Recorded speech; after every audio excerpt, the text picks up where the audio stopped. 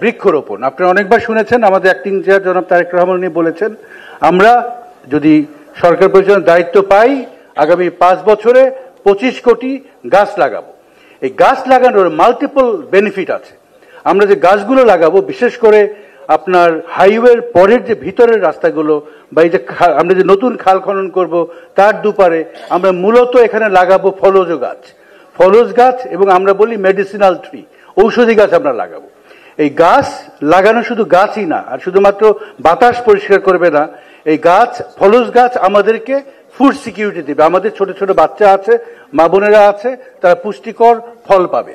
তার চেয়েও বড় কথা, গ্রামীণ যে মহিলারা আছেন, আমরা এই গাছ যে পরিচর্যা, এই পরিচর্যার দায়িত্ব দিব গ্রামীণ মহিলাদেরকে।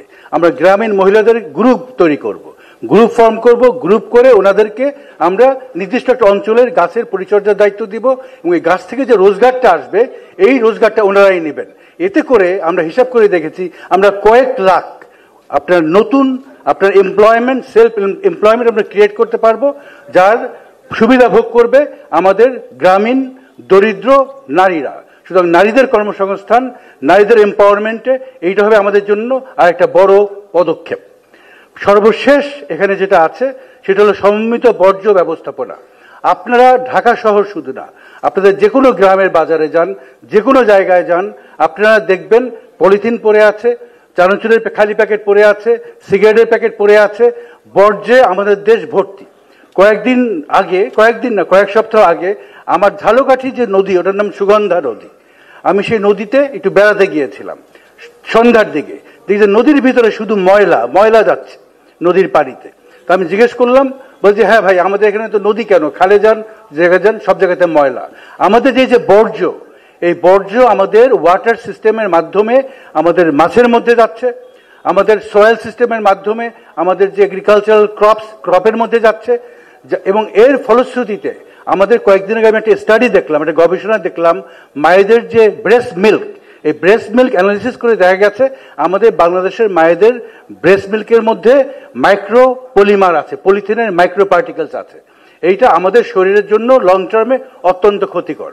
আমাদের অ্যাক্টিং চেয়ার জনাব তারেক রহমান উনি সাংঘাতিকভাবে সংকল্পবদ্ধ, সারা দেশে বর্জ্য কিভাবে আমরা ম্যানেজ করতে পারি এবং বর্জ্যকে কিভাবে আমরা একটা আর্থিক একটা কমিউনিটিতে পরিণত করতে পারি, এই চিন্তা আমাদের মধ্যে আছে। আমরা কয়েকটা দেশের এবং দেশের মধ্যেও আমরা অনেকের সাথে কথা বলছি, আমরা বিভিন্ন টেকনোলজি আমরা ইভালুয়েট করে দেখছি এবং আমরা মনে করি এই বর্জ্য যদি আমরা সঠিকভাবে সংগ্রহ করতে পারি, আমরা যদি একটা পাবলিক অ্যাওয়ারনেস ক্রিয়েট করতে পারি, আমরা যদি ঘরে এবং বাজারে এবং ইন্ডাস্ট্রিতে বর্জ্য যদি ঠিকমতো সেপারেট করতে পারি, ইনঅর্গানিক এবং অর্গানিক বর্জ্য, তাহলে পরে আমরা একদিকে অর্গানিক বর্জ্য থেকে আমরা তৈরি করব জৈব সার।